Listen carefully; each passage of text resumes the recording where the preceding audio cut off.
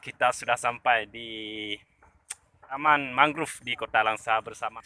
Sudah kita sampai jam berapa sekarang?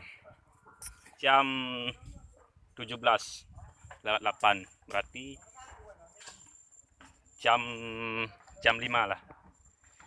Ya, memang jam 5. jam 5 sore. Dari Aceh Utara pukul jam berapa tadi? Jam 12. Oke.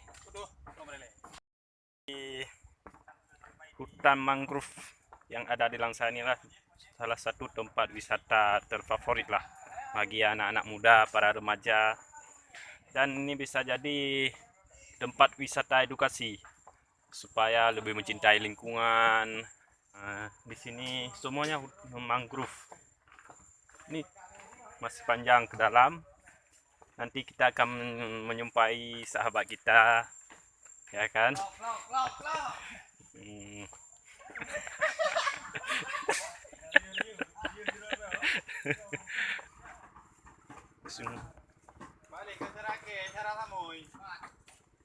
Ini ada sungai, ini ada buaya di sini, banyak nih buaya, nih buaya darat semua ada di sini ya.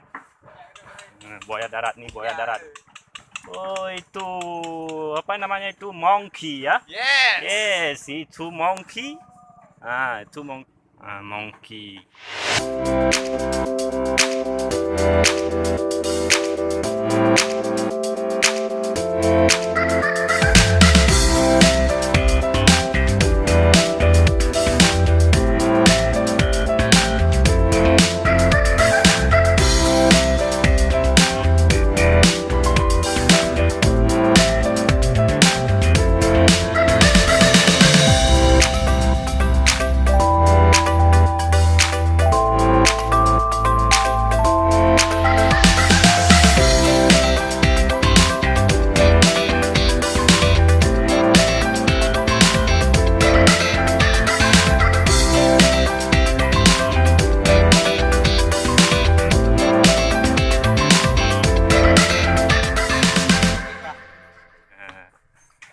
Ternyata di sini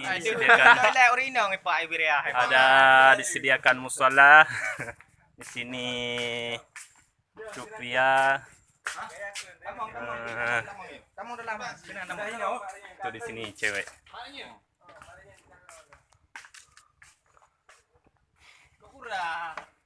Ini lagi sibuk-sibuk foto-foto semua ya kan.